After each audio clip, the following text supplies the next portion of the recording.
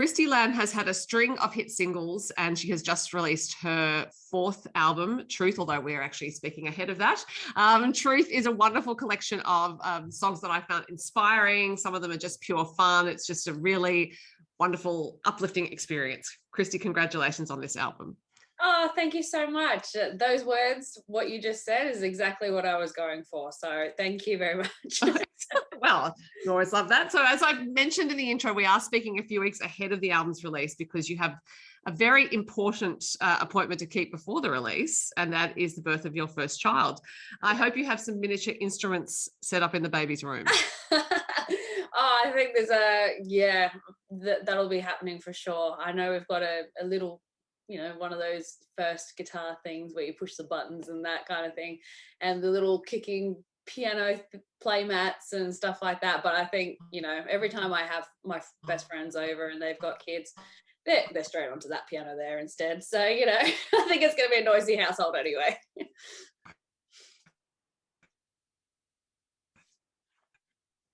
Oh, your audio's gone.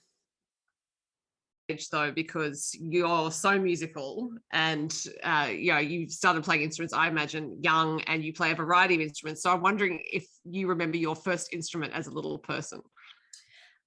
I actually started, I think, about year 3, and it was the school band, and it was the flute was my very first instrument. And I can't say I was much of a natural at it. It did take me quite a while with that one.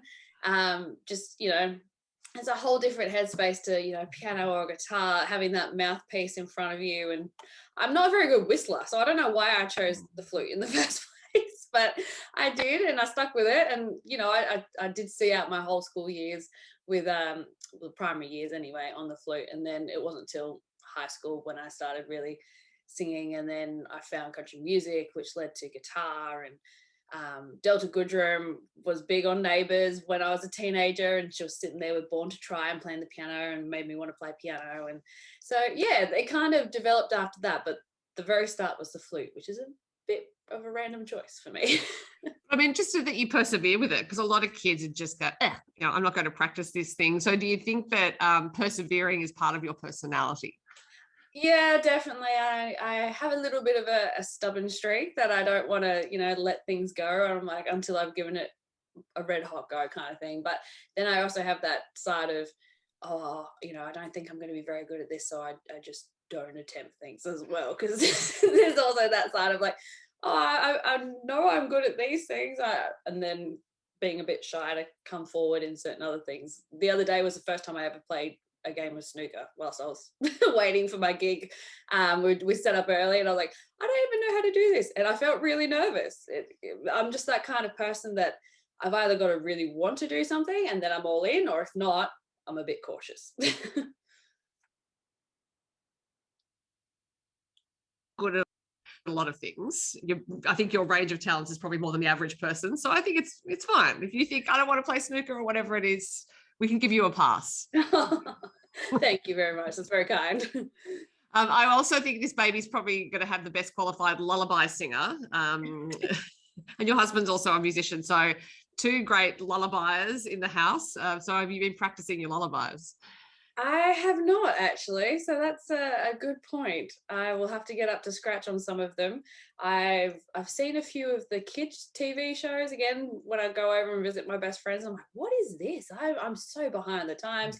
I thought, like Dora the Explorer and Peppa Pig were still the current things, but they are not, apparently. Right. I've been taught about Bluey and a few of those other TV shows as well. Some of them I'm like, I might just know not to put that one on. Yeah, right. But yes, I need to get up to speed with all that for sure. And the good thing is the Wiggles are eternal, so exactly. And I actually taught one of the Wiggles vocal lessons, the new Yellow Wiggle, so high. Oh wow! She came to me when she was about 6 years old for a few vocal lessons, and she's an amazing dancer. She's pursued that a lot more since. But yeah, it was a nice surprise seeing her as a Wiggle. I can officially say I've taught a Wiggle. Well, hopefully that might get you some tickets at a crucial point in your child's life. Yes, fingers crossed. So now you're releasing the baby and the album quite close together. I imagine that wasn't what you planned, though. So when did you start recording the album?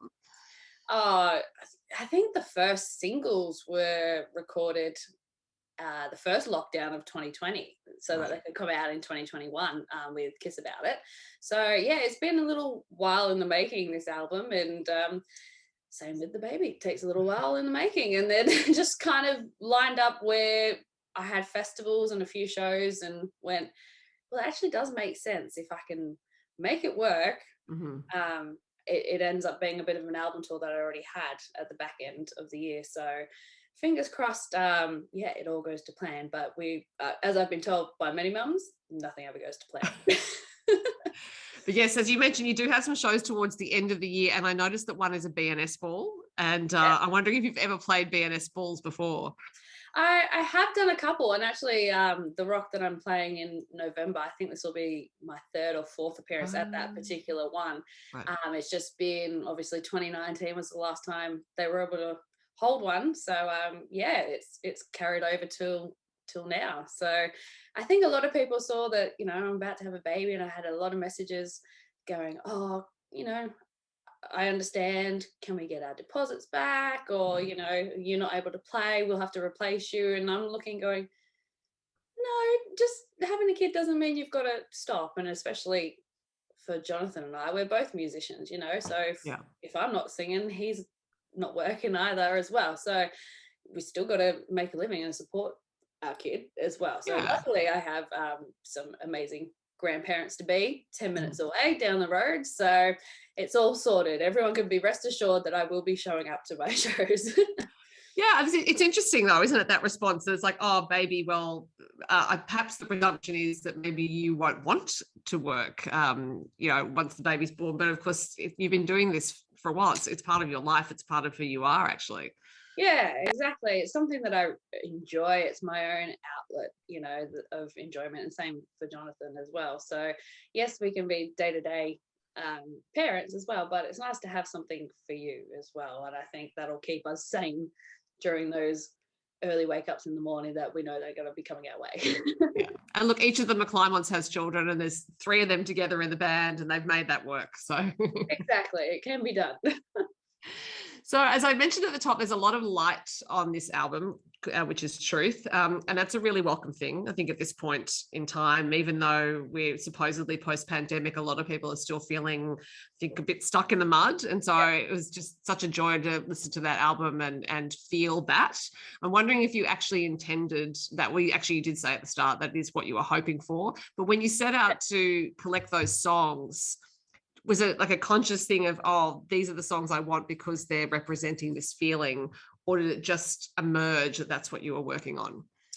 I think I went to Nashville in 2019 was my last trip, and I think out of those, probably, I think there's 9 tracks, I think there was 6 of them from that trip anyway, and they had that positivity about them. And then there was lockdown, so during Zoom we're still trying to write, still trying to find our feet, still trying to make a living, and prepare ourselves for an album. And that's when the kind of conscious decision, I looked at what songs I had and went, I don't want to get down. I don't want to bring people down. I want to keep those spirits up. So the last 3 or so remaining tracks, when I was writing them, that's what I was thinking about, particularly with beating my own drum. My previous single, that was written on a Zoom 2 days before my birthday, and I was thinking, yeah, I want to come out of this stronger. I want to do my own thing. I want to stay true to me, because there's so many rules about what you could do and what you couldn't do, and even the way people were releasing music is like, oh, you know, we want to support people creating new content, don't release stuff off old albums. All these kind of rules were set in place, and I just went, I'm going to be me, and I'm going to do it my way. And that's where that song came from. First Shots on Me was the day before my birthday, so that was a successful week of writing for me. And I was thinking, well, what would I be doing if I was, you know, actually able to celebrate my birthday, because it was in a lockdown. I thought, well, you know, I catch up with mates, and, you know, times are tough. Maybe people go, oh, you know, I'd love to come, but I can't afford it. That's an idea for a song. There's so many drinking songs, but it's a different spin on, you know what, I'll shout you. Come on out. I'll shout that first drink, and then you'll have a great time. Yeah. You know? And then, yeah, the duet with Tim was also once I was back here in Australia. He'd finished The Voice, met up. There was no pressure on it. I thought I had the rest of the songs for the album, and then that one popped up as well. So yeah, it was a lot of feel good intentions at the time.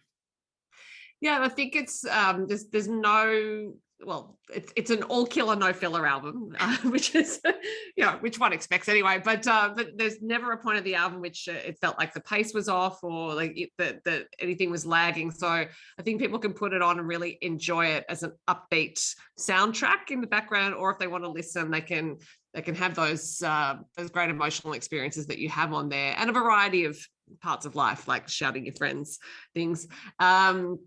And the current single, as we're talking, is 3 Chords and a Woman's Truth. And in that, you pay tribute to artists like Loretta Lynn and the Chicks and a whole lot of other people. I'm wondering who your earliest musical influence was. Oh, the earliest, that's a pretty hard call. I'd probably say Dolly. I mean, Right. Yeah, she's the queen to me. She always has been. But there's been so many. I mean, I've grown up singing those classic songs of the Tammy Wynette's, Loretta's, Dolly.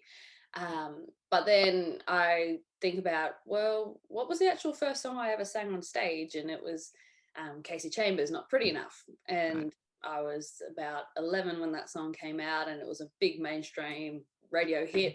So I didn't even know that it was a country song at the time.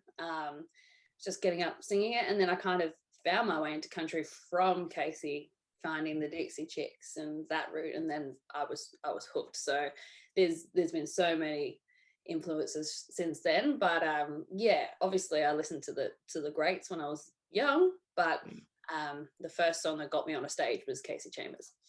Right. Have you ever met Dolly Parton?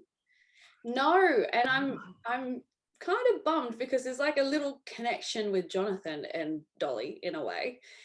So back in the 80s when Dolly and Kenny were touring, Jonathan's dad, John English, was their opening support act and went on tour with them. And Kenny Rogers had a son about Jonathan's age at the same time and gave Jonathan an LA Rams jacket. And I was like, this is so cool. You've actually like known Kenny and Dolly, and here I am being the massive Dolly fan and I haven't met her yet. So a little bit annoyed about that, but hopefully one day. Yes, well, justifiably annoyed, I think that's true. But not annoyed enough perhaps to put Jonathan's belongings in a yard sale, which is the subject of another song on the album called Yard Sale. And so I'm not presuming you have ever put his or anyone else's belongings in a yard sale, but have you actually ever had a garage sale, as we would call them? Yeah, I remember going to like a marketplace kind of thing where you could have your own stalls and sell out the back of your car and stuff. I remember doing that when I was, again, probably about 8 or 9 actually. So that's an early memory of mine. But no, I've never sold anyone else's things, just my own that I have entitlement to do. But I thought it was, fun. I always like to have a fun, cheeky track. I don't take life overly seriously. I like to enjoy the moment and let my imagination run away, and there's always a track like that on pretty much each album. Starting with the first album was Pass Me a Lighter.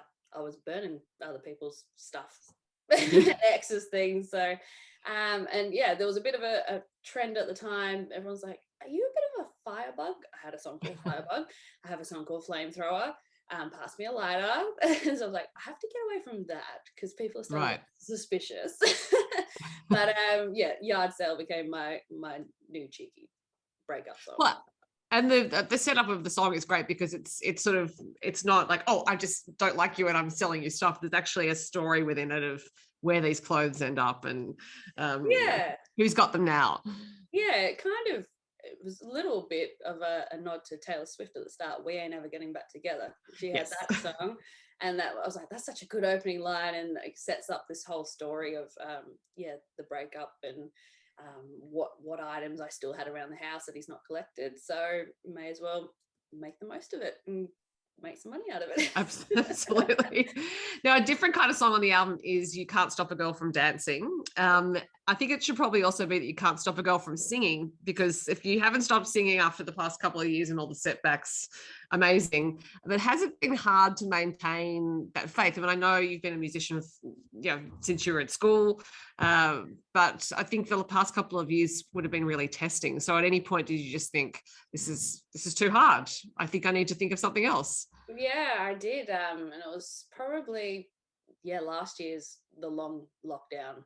It eventually got to me, and I was like, are we ever gonna get back to what used to be normal? And I started looking for like online courses, because there was, incentives to study and things like that. And I was branching out ideas, and just as I was, about to start up a course and getting my head around that, it was the week that lockdown opened, and started getting photo shoots in and jumping on anything that I could do in advance, because I was like, who knows when this is going to shut down again. And I came very close to thinking about another avenue at the time, but it wasn't to completely give up music. It was just a just in case. I still wanted music to be the main job, but I thought, do I need to have that back up, because we were not an essential service. Do I need an essential service backup? But yeah, luckily for me, we didn't get that far, and we've been able to still make our living ever since then. So fingers crossed. Indeed. And also to acknowledge the instability of that time is not creatively conducive, but you were writing songs while that was going on. And so I think this is more just to applaud that, like to note that and applaud that, and say that it is really hard to create with so many uncertain things around you, when you don't know when you're going to perform again. But clearly you had that impetus to do it, and you just pushed on through. Yeah, definitely. I think the first lockdown, it wasn't as long, and that's when I got some of the good tracks on Zoom for the album. But by that second one, I was really starting to feel the lack of inspiration around when you're just stuck in the same four walls and seeing the same one or two faces that you're allowed to see, So I did really feel that, but we're out of that now, and luckily I kind of had my album songs by then.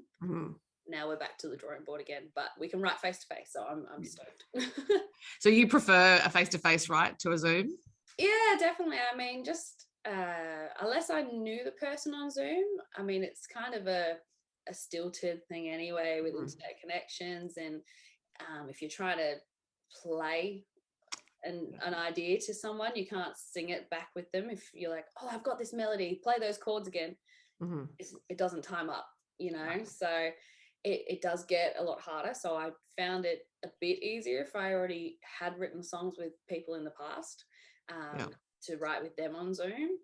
Writing with completely strangers in different time zones across the world was kind of a bit of an eye-opener, I guess. So I had better luck with the ones I already had rapport with, and I think it's easier in a room when you can actually sync up with each other. Well, and especially easy if you happen to be in the same place like Tamworth, and of course that festival will be back on next year. But still on the subject of dancing, because we are allowed to do that now. If you are to get up and dance, is there a particular song that if it's playing will always make you get up and dance? Oh gosh, I pretty much anything I know will get me dancing. I'm not one of those people that's like, oh, I only dance to Footloose, or Man, I Feel Like a Woman, or something like that. Of course those songs always work, but if I know it and I can sing it, I'll be dancing, that's for sure. I don't even need a drink to dance, I'll be there. Right. Well, I'm sure a lot of people will be dancing along to this album. I can't pick a favorite song on it, not because it changes, actually, it's just I think they're all great. But do you have a favorite song? I guess my thing is, they're all there, they've all got their own place on the album for a reason, whether it be to tell my story, something more personal like Three Chords and a Woman's Truth, the current single, or if it's to bring the fun, bring the party, like First Shots on Me. They've all got a reason that they're there and a reason that they work. So I guess it just depends on what I'm looking for on the day.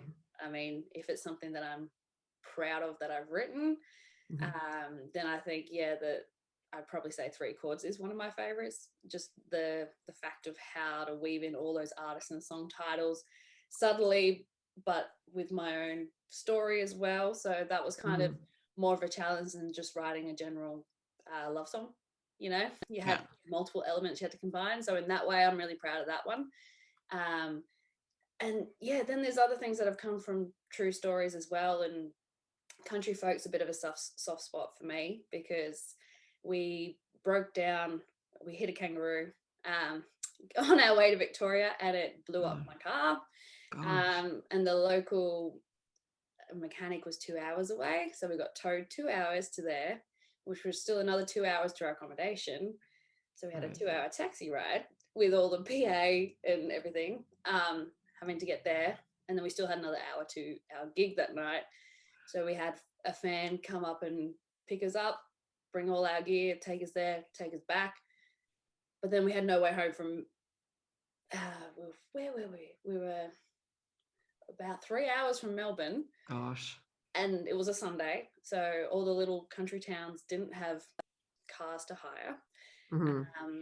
The only one we could get was at Melbourne Airport, 3 hours away. So then we had another lovely fan offer to drive out to our hotel, drive us the 3 hours there to Melbourne Airport and 3 hours back, just to help us out, kind of thing. And it was just that country spirit that Jonathan and I went, I don't know if there's any other genre that would have, you know, helped us out in our hour of need as much as country fans do. So yeah, that was a nice reflection on just that country spirit, and especially like lockdown, you've not been able to see a lot of people, just remembering that those people are still out there, we've just not been able to see them. So that was a little thank you to me, to those people who helped us out as well. So yeah, I mean, I've got special connections with each song. It's pretty hard.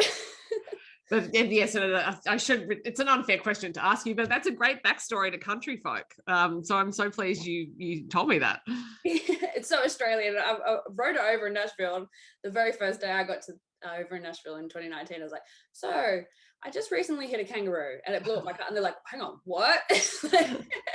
But yeah, I told them the story, and that's where country folk came from. Yeah, well, I'm very glad you and Jonathan were all right after hitting that kangaroo, because it doesn't always end up that way. Oh, it bounced off. Just the car was not fine. Oh, God. Oh, that would be terrifying. But no, it's overall such a great album. I think to make anyone smile, put it on in the morning, put it on any time of the day for anyone who wants to feel better, feel upbeat, or just reinforce the fact they're already feeling better. So the album is Truth. Christie Lamb, thank you so much for your time. Thank you very much. See you.